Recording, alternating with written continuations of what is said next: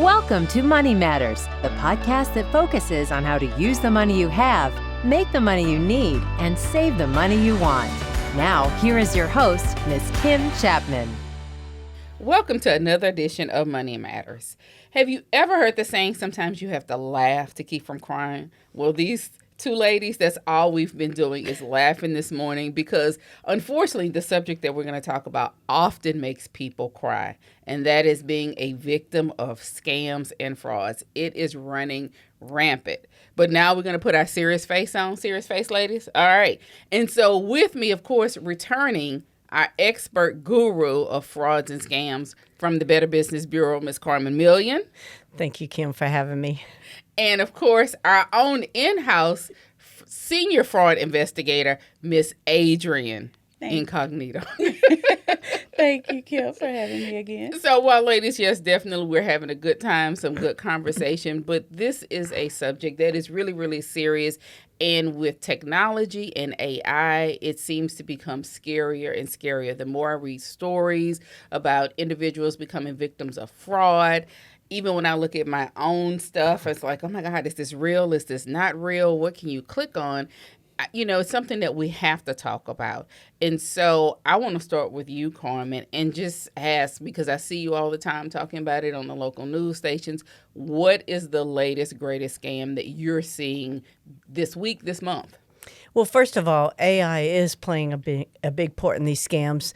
It can be a good tool if used in the right way, but unfortunately, scammers are using it as well.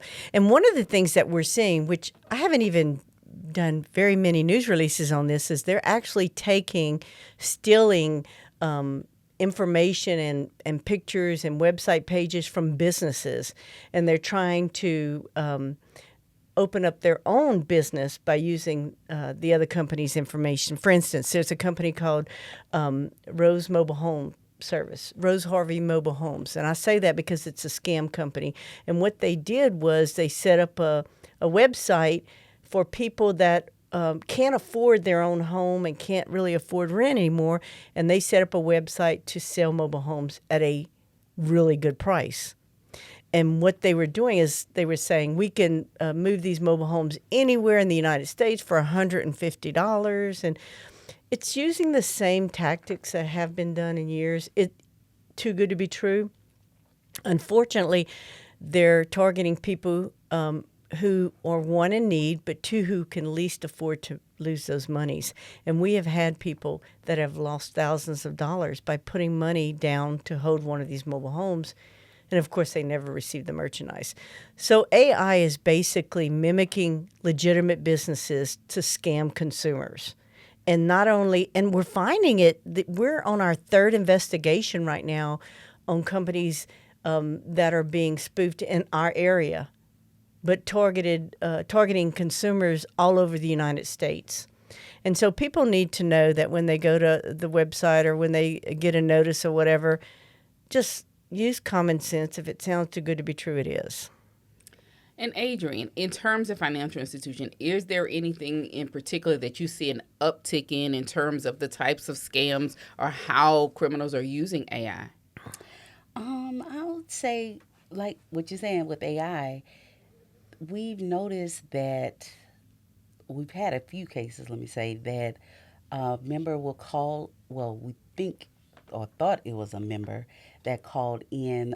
Is kind of going in conjunction with the spoofing of our credit union number, and they're actually spoofing our member's number, calling in, trying to get providing information as much as they know, and asking certain amount to be transferred to another member who just happened to have opened an account recently, and trying to get transfers done from that account to another account.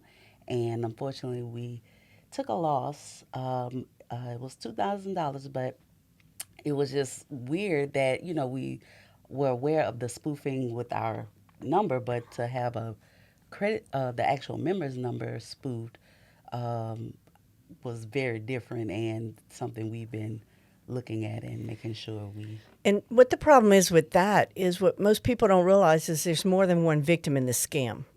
The business is a victim. The consumer is a victim. And of course, the scammer is not even in the United States in most cases. They're just really savvy, and now they're going to the next level. So people really have to be more diligent when they're dealing with anybody that they're not familiar with.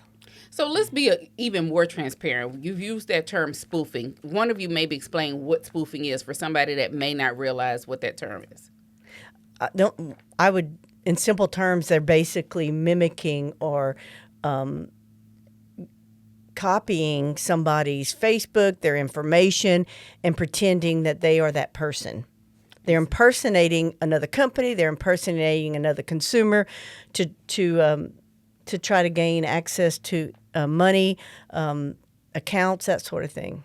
And one of the things that probably maybe even should have kicked off the episode is to catch somebody's attention. It's not just the elderly and seniors anymore. Talk to us a little bit about the age groups that you're seeing, even the professions. I know Carmen and I talk about this all the time, that it's not your seniors anymore that are getting scammed. And often we take for granted that it can never happen to me. Yeah, I mean, if you had asked me the question, who were the target audience or who were the target victims years ago, I would have told you senior citizens. And now there is no line. Now, we do show in our statistics that the younger generation are easier targets because they are more trusting and they grew up in the technology world. That doesn't mean they're savvy, though. They're just used to it and they're more familiar with technology as opposed to us just... if it doesn't sound good, don't do business with them, because they don't always have the expertise to define the difference between somebody who's trying to take advantage of you and somebody who's really trying to offer you a deal. So it is a younger generation, but honestly, with technology, anybody's a potential victim. And I always tell people this, I've said this 100 times, it doesn't matter how smart you are, what your education is, what your age is, what your background is. If the situation is right and the timing is right, anybody can be a potential victim. You have to be your first line of defense.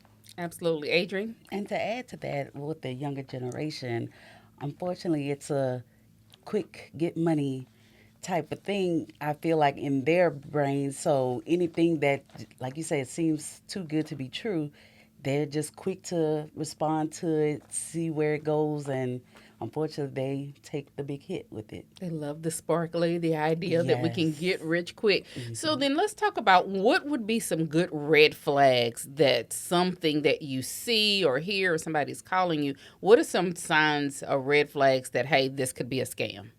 Well, I mean, first of all, I mean, I'm sure Adrienne could say this as well. If somebody's calling you or texting you or emailing you and they're implying they're with your bank or your financial institution, don't assume that it's real.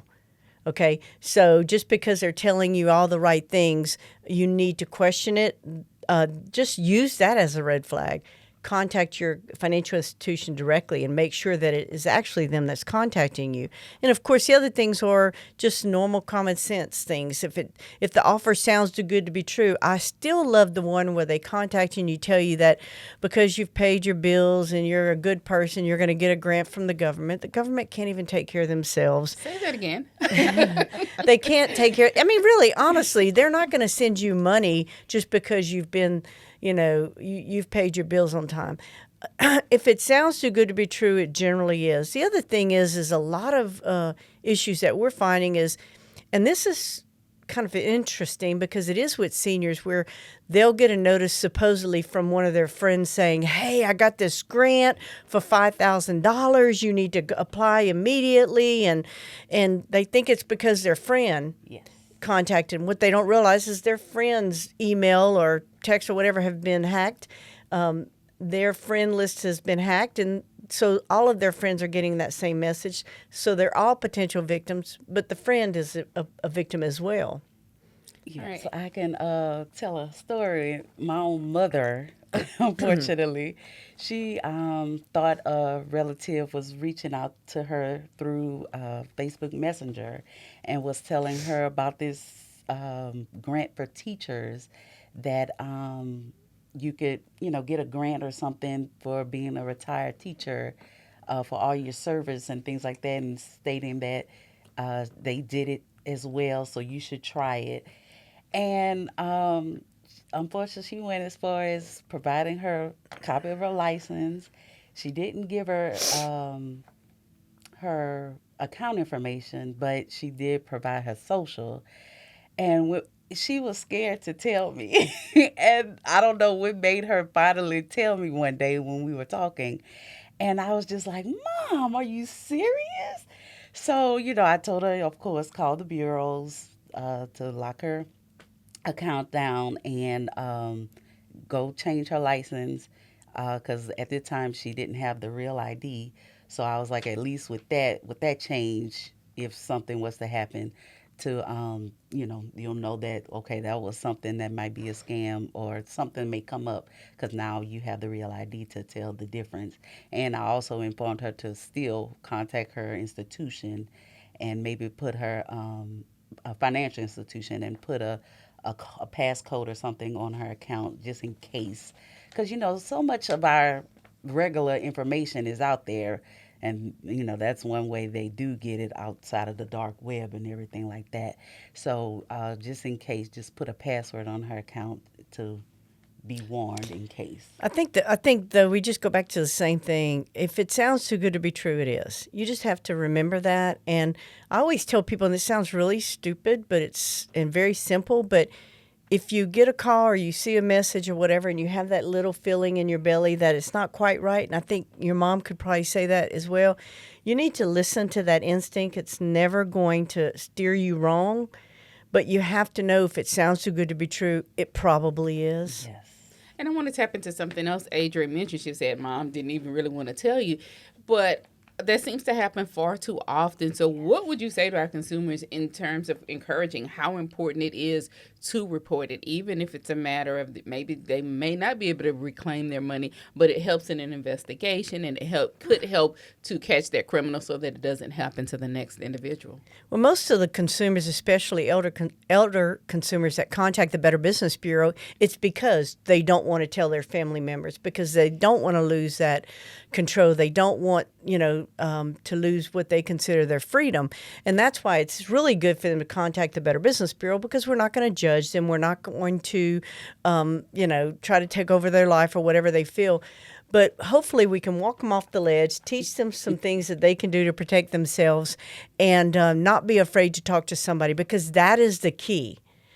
I promise you, if you talk to other people, you will find out that you're not the only victim, but other people have been a target. But even more so than that, you might prevent one of your friends or family members from being a victim. And what Adrienne was saying just proves what I said. It doesn't matter who you are. Anybody can be a potential victim if the timing of the situation is right. You just have to be willing to talk about it if you've been a victim or if you've been a potential victim, to try to save somebody else. So, Adrienne, other scams, I know when we think about financial institutions, for me, at least one of the easiest ones to avoid is often I'll get a text message from a financial institution that I don't even have an account from. So those are the easy ones to say, hey, I don't even have an account with XYZ Bank. I'm not going to even pay attention. But every now and then, that scammer may hit it right in that, oh, I do have an account, or I do business with this. So what are some other red flags in terms of financial institutions that consumers should be wary of? Right now, I'll say, like I said, with the text messaging, if they do hit it right and they say that neighbors is reaching out to you in reference to a charge that's pending, the question is usually, did you do this, yes or no? And of course, they'll say no, and then that's when the person is calling. And from there, I think it's two ways, because in one way, their wording is getting better, and you don't even realize you're answering it and providing them the information that they need. And, other ways is, of course, they're asking for your online banking, and that's one thing you never give, because what's the point of setting up a password and username if you're just going to give it out to anybody, And I get it, you're thinking it's your institution, but even us, we have that information already. So we would not ask you for that. So, but again, just certain wording they'll do to get you to, I'm sorry, get you to give that information up. And from there, once they get access, that's it.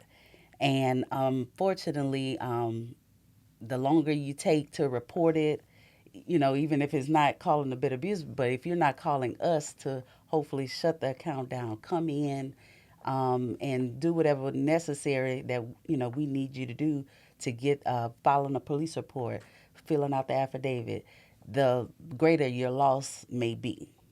And that's one of the first things we tell these consumers is contact your financial institution immediately. Hang up the phone with us and call them first. And then if you want us to guide you further, you can do that. But that goes back to AI. We used to tell people, look at the spelling, look at the, all the punctuations. Mistakes, those little things that are off. AI is protecting that now. AI is taking care of that for them, so you don't have to worry about that. Unfortunately, it makes it harder for consumers to detect that it actually is not your banking or financial institution. But we always tell people it doesn't matter what they're telling you. You have to contact your financial institution and verify that it's actually them. And just like Adrienne said, when they start asking for a specific information, that warning bell should be going off, because that's telling you right there's something wrong. And if for some reason, we get this all the time. Well, I woke up from a nap and I was tired. Everybody has an excuse of why they give that information. That's fine. It doesn't matter. Just take the steps immediately to resolve it. Yes. Oh, absolutely. So with AI, of course, being used for harm, what are some tools that are out there that consumers may be able to use to help minimize their risk of being, a victim, whether it's financial scam or any other type of scam? Well, I'm going to tell you the first thing is you have to use your own brain, your own common sense. That's the very first thing. But you also, whether it's getting text or messages on your phone, talk to your telephone company. Whoever you have your service through, see what tools they have to help protect you, to even block some of these calls. Because with technology today, they can change the numbers or whatever they're contacting you from. Also, talk to your bank and see what tools they have to protect you. You don't know unless you ask. But those are the two simple things I think immediately of. Yes, I agree. There's a lot of third-party options out there. But I know coming soon, we have a system called Careful that we'll be implementing and putting out there for our members. I don't want to say too much yet, but it is coming, and I think it is a great tool that our members will have to hopefully be educated and just know more about fraud and all the things that's out there. Yeah, we tell people all the time, you can have all the laws you want. If you can't enforce them, they're useless. So you have to rely on the people you're doing business with to help protect you. But you have to also let them know what your needs are and what their opportunities are, and to help protect you, because they want to keep you as a customer and they want to protect you. But you also, again, have to use common sense. And before you fall for something, you always need to check first. When in doubt, check it out. Look, and I know that, of course, the news is always going to emphasize the bad stories, the horror stories, right. The opportunities where victims lost everything. But, of course, I know that there have also been some success stories. So just kind of talk us through what that process looks like. If somebody becomes a victim of scam, what's going to happen if they call the BBB or go online to the BBB? Well, the first thing we want to do is find out what it is and if it really is a scam. A lot of people use the word scam. It may be a disagreement with the business, or it could be a scam. A scam is where somebody that you don't know is trying to take advantage of you. So we want to make sure it's a scam, first of all. And again, if they've given, we want to know what they've provided to the scammer. Did they give personal information? Did they give you their Social Security number? That will help us direct them. We're going to direct them, first of all, to their financial institution. We're then going to direct them to local law enforcement so they can file a police report. And then we're going to tell them, depending on what it is in reference to, you can go to our website at bbb.org/scam tracker. And then there's also a government IC3, which is a internet scam organization that helps people with those. But we also are there to educate people that if they gave money, if they gave their personal information and they lost money, chances of them getting that money back are slim. And if you voluntarily gave that information, you can't expect anybody else to reimburse you. Your financial institution, anybody, you have to understand, and we're kind of brutal with this. You have to understand that is a expensive lesson, but let it be a lesson and make sure you don't make that mistake again. I can give an example. There was a member. He deposited a check for, I think it was like $6,800. And with me doing my process and everything, the funds were released. And once I scanned and looked at the check, I was like, something seems weird about this check. So I gave him a call, and the other thing was because he had just withdrew all the money that day. So that already made me think, okay, yeah, something is going on here. So I called him to get the explanation of where the check came from and what was it for. So he told me that he had won a sweepstakes, he had won a car. Now, granted, the check was a personal check. And to say that you're saying that this was a sweepstakes from a company or whoever it was through, that already was like, okay, red flag. So then, so I asked him, what did he do with the funds? And he was saying what did he do with the funds? He was sending it off to the person to pay for the shipping fees and the taxes and, for the car. So I was like, well, how did you send it? Unfortunately, some of it he did send through MoneyGram. The other, he got a U.S. postal money order and was shipping it next day to the address he was provided. So, I quickly told him, please go to the post office, because at this time it had closed. So I was like, go first thing in the morning, try to see if you can stop that, from that postage from being delivered, or at least seeing if you can cancel the money order so whoever may get it, they can't do anything with it. So fortunately, he was able to save half the money and bring it back and deposit into the account, because the next day the check did return. So, it didn't save everything, but it did save him some of what he would have, what he does have to pay back to neighbors. And we spend more time than you would think convincing these people.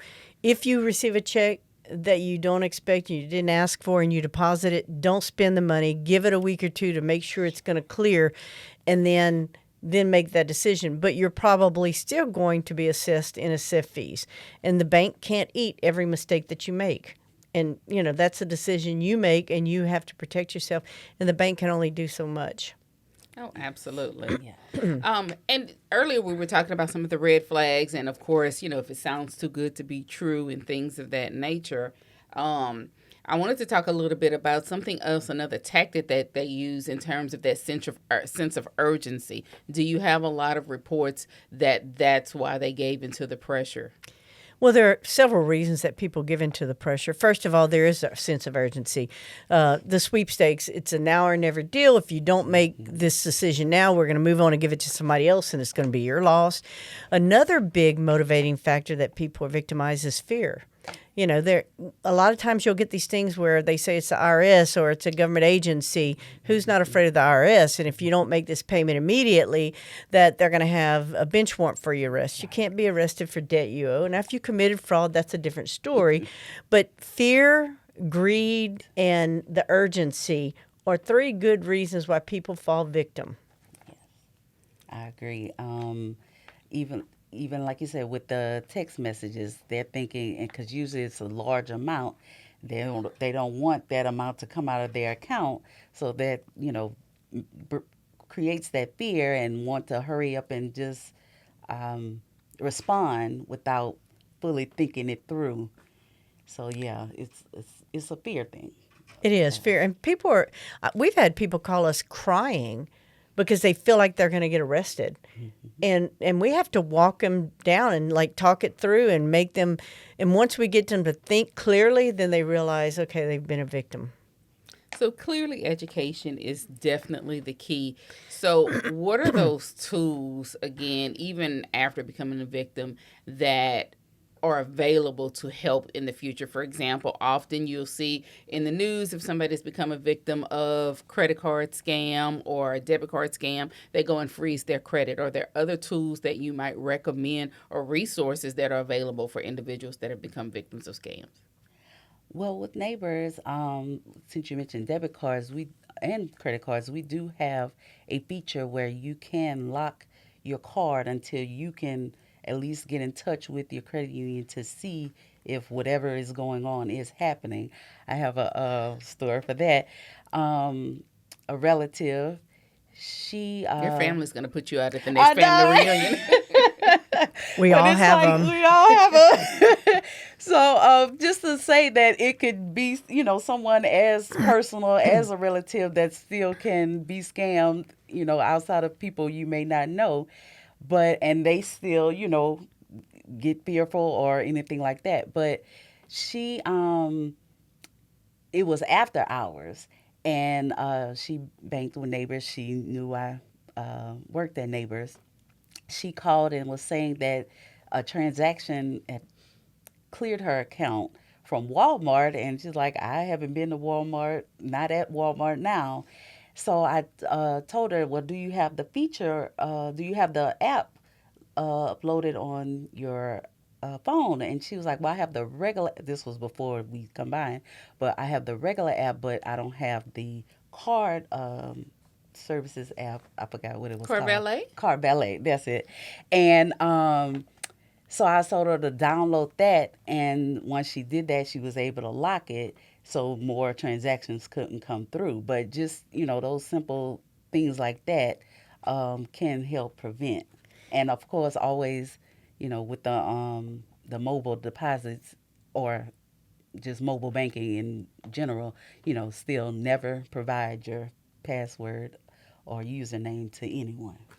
And that's why it's so important that you have a good relationship with your financial institution, is so that you want to know what their services are. And you may not remember. I don't even remember what mine are. But if I have something like that, I want to call somebody and find out, how am I going to be protected? What tools do you have? And that may be where you decide what bank or what institution you want to do business with, is how they're going to protect you. I know that one of the accounts we have, sometimes if there's an odd amount that comes out that's not used to, we'll get an alert, is this you? I don't ever answer it. I go to my banking institution and do that and verify it. But you have to protect yourself, but you also have to be willing to ask what tools are available, because I know, just like anybody else, we'll tell people, but they may not remember, or we do alert stories and people still call us and you think, well, they didn't see the story. But that happens, but you still have to be your first line of defense. You have to call your financial institution and see what tools they have to protect you. And so finally, you mentioned IC3, and that's at least one avenue that continues to do investigation that may be helpful for somebody that's been a victim of scams. Any other resources that someone that has been a victim of scam can look to besides BBB and IC3 in terms of help? Well, I mean, it depends on the scam, and I'll be honest with you. I've met with the FBI, I've met with the Federal Trade Commission and other agencies. If you've lost $1,000 on a scam, they're not going to touch that because they have bigger things, and that's unfortunate. But logging your scam at the BBB and IC3 allows agencies, anybody can go on there and see what is hitting the area now, but it kind of allows you to know what's going on. And if that happens to you, you're aware of it. Again, it's self-awareness. But there are a lot of agencies out there. It also depends on, if it's, most of these scams are perpetrated by people that are not in the United States. They don't follow the rules. They don't care. So honestly, other than those two things, the best way to prevent it is to protect yourself, educate yourself, Ask questions. Never provide information. Be your best protector. And I guess we can never say it, too many times because we say it over and over again, yet scams continue to happen. And so until we can become bigger vessels, we'll just keep having these conversations and keep reminding our consumers, not to give out your information. Be very, very diligent. And definitely, we all want to wake up and have that phone call and says that we've won $1 million. But, really is, if it sounds too good to be true, it really is. So I definitely want to thank Ms. Carmen for coming back and sharing this information. I know that it's definitely helping somebody. And of course, our senior fraud investigator for giving us a little inside tip of, yes, these things actually happen. It can happen right here in Baton Rouge, and it can happen to you. So thank you, ladies. You're Thank you. welcome. Thank you. It's time for Blueprint Building Blocks. Small changes that lead to big financial wins. Let's stack up for success. Pause before you click. If a call, text, or email feels urgent or too good to be true, stop. Scammers thrive on making you rush. Turn on your tools. Use transaction alerts. Those are really, really helpful. Card controls and spam blocking apps to stay ahead of fraud. And then credit beats debit. Credit cards are usually offer stronger protection if fraud happens. Use them for online or those large purchases. And then, of course, act immediately. If you suspect a scam, shut down your card in your mobile app, call your financial institution, and report it to the police and the BBB Scam Tracker. That's a wrap on today's Blueprint Building Blocks. Stay on track with your financial journey. Subscribe to the Money Matters podcast and visit neighborsfcu.org/financial wellness for more tools to help you build a strong financial future.